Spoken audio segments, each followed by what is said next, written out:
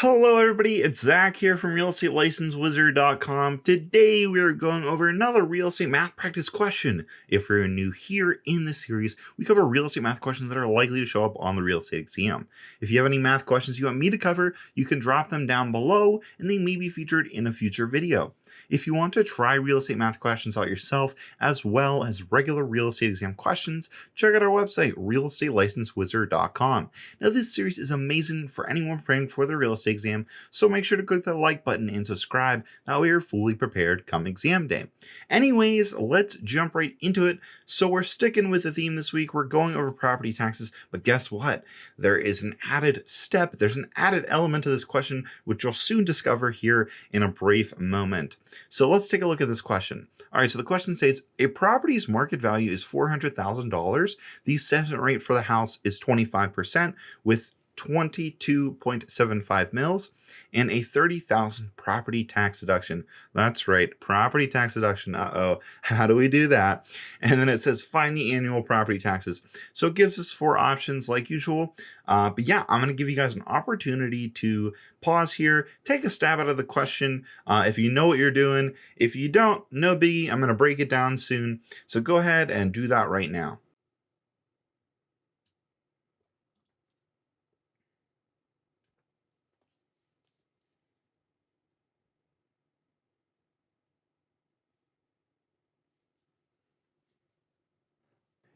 All right, so hopefully you guys came up with your answer. If you need more time, feel free to pause here, no biggie. So what's our answer? Well, it's going to be B. That's right, it's B. It says $1,592.50. So how did we get that? Well, first things first, if you guys have been following along Monday through Wednesday, or the last three videos, then you guys should be familiar with the standard annual property tax problems. But obviously you notice a big difference here. There's a property tax deduction involved. Now, what is that? Where does that come into play? Well, I'm going to break that down for you guys right now. So first things first, what you need to know about these property tax deductions is they vary per state. So for example, there may be a property tax deduction. This is not going to be accurate. It's just going to be made up. But for the sake of this example, let's just say there's a $5,000 property tax deduction for if you're blind in the state of Ohio. Well, maybe in Pennsylvania, it's $10,000, or maybe in Alabama, it's only $6,000.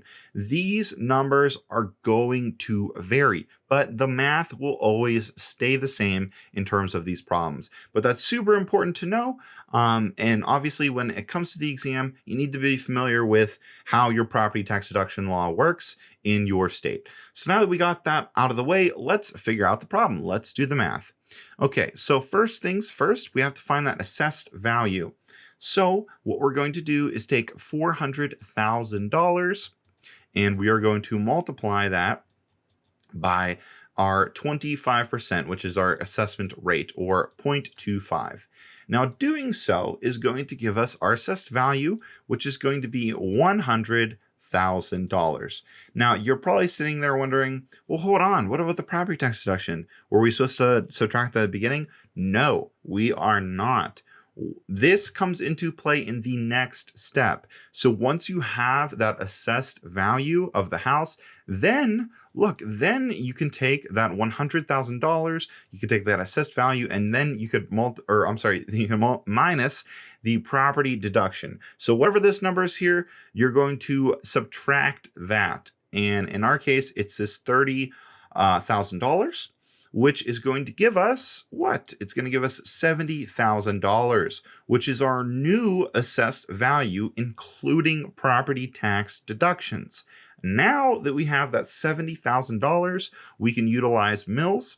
And if you guys have been following along, if you guys know what that is, you're going to be taking $70,000. And obviously, you're going to be converting the mills into a mill rate using the milli, which would mean it would be 0.0275, or I'm sorry, there's another 2 on there. Oh, let me erase that. Let me write that so it looks a little neater. Let's see here. So 2275. And then as we get that, we're going to be plugging that in the calculator, doing the math. And what are we going to be getting? We're going to be getting our answer, which is going to be $1,592.50, which is our answer. So, did you guys get that? So we are adding another building block onto this ever-growing system of property tax problems. So now we're adding this property tax deduction into the play.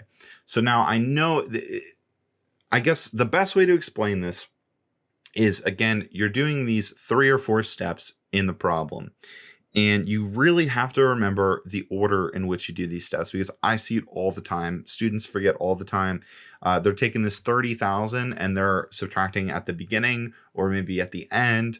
But no, you have to do that in the second step. You have to subtract your property tax deduction from your assessed value. So what's really interesting about this, and not to get political at all, but when these counties or areas or districts, they come up with these property tax deductions, it sounds way better than it really is. When they're like, oh, you're getting a $30,000 property tax deduction, you might be sitting there thinking, oh wow, like that's $30,000 off the market value of the property. No, that is not the case. It comes off the assessed value, which is so important to know, not only for the real estate exam, but for when you're getting into your real life, and not only as a homeowner, but as a real estate agent. Now you know the industry secret. The property tax deductions come off the assessed value of the house and not the property's market value or the regular value of the house. Does that make sense?